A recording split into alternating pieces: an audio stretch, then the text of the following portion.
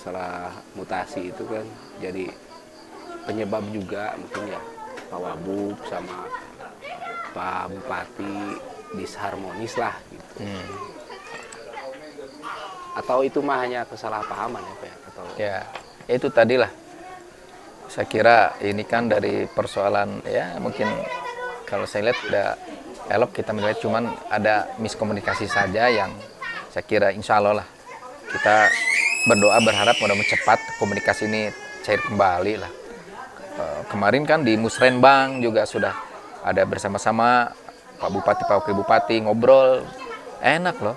Kemarin ngobrol juga diskusi beberapa hal ya. Udah mulai pembagian tugas juga kan sekarang Pak Bupati Pak pembagian tugas misalnya pembinaan Karang Taruna kan ya. Saya juga menyampaikan lah jadi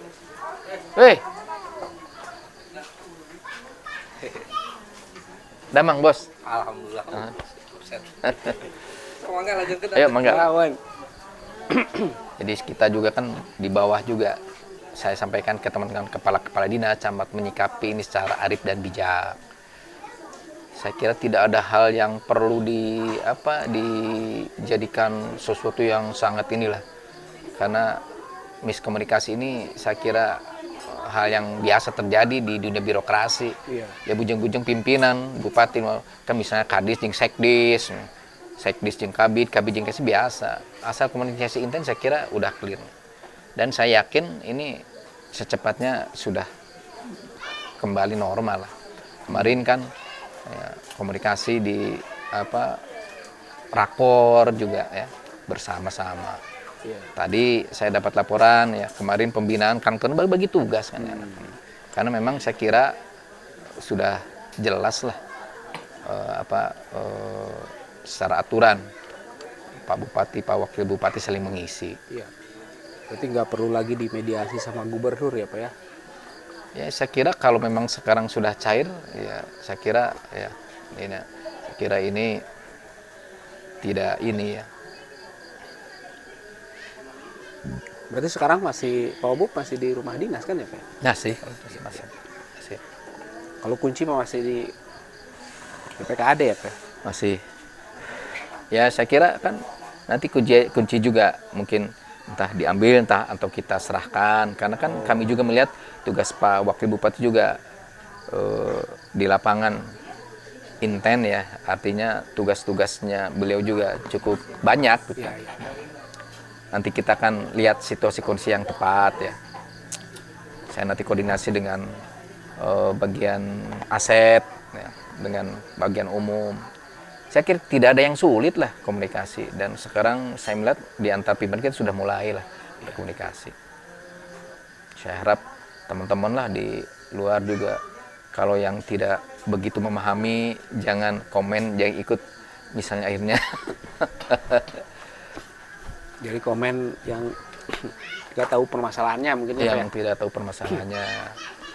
Karena kan di internal pemerintah daerah kan teman-teman mungkin tidak tahu ya, apa yang terjadi komunikasi biasa.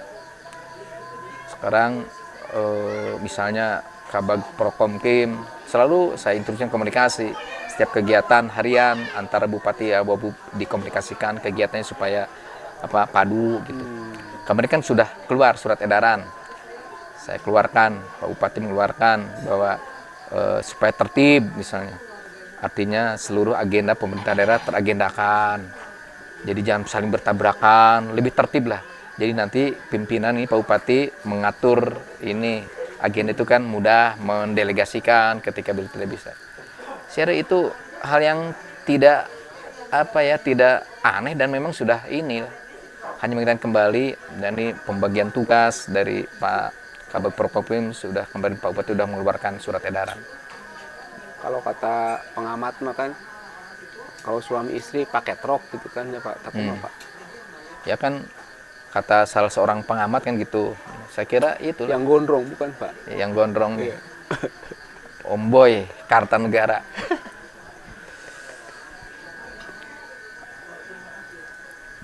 Yang terpenting kan kita di birokrasi tetap melakukan tugas kewenangan ya, sesuai dengan jalannya masing-masing, membantu pimpinan.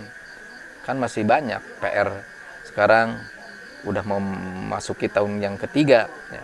Target-target ya, yang dalam rangka pencapaian visi 10 program unggulan, terus kita evaluasi, ada yang sudah tercapai, ya, ada yang masih kurang. Kan.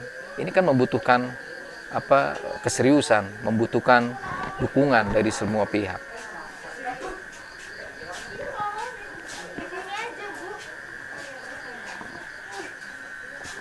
Kalau tahun ini besar Pak, dana yang di refocusing Untuk ini, ya kan ada aturan, sekarang ada refocusing itu 8%. oh 8. 8% untuk pemulihan ekonomi dan kesehatan COVID. Terus ada lagi aturan pemotongan anggaran pusat itu 4%. Nah ini makanya bagaimana injak gas dan rem ini yang kita besok kita bahas. Harus berjalan simultan bagaimana pemulihan ekonomi, kesehatan ini. Jangan sampai kita juga fokus saja pada kesehatan, tapi pemulihan ekonomi tidak diperhatikan atau agak diabaikan. Sehingga kemiskinan, pengangguran kan kurang iya. Iya. Jadi ya ini membutuhkan kesungguhan serius, komunikasi yang intens antara wakil bupati, tim anggaran pemerintah daerah. Jadi persoalan kemiskinan kan ya besar juga ya Pak ya. Kalau misalkan bupati sama wabubnya terus berantem, itu nggak beres ya Pak. Tapi kan saya kira mereka juga telah menjalankan perannya masing-masing. Pak Wakil Bupati sebagai TKPK, tim Komisi Penanggulangan Kemiskinan sering ya, karena manggil kita Bapeda supaya fokus ya. Pak Bupati bagaimana mendorong dari secara keseluruhan program kemiskinan ini supaya sampai tidak diperhatikan. Saya kira kan ujung-ujung mereka juga sama punya perhatian. Saya yakin kemarin Bupati dalam rakor juga menyampaikan bagaimana tentang kemiskinan itu harus menjadi fokus. Ya.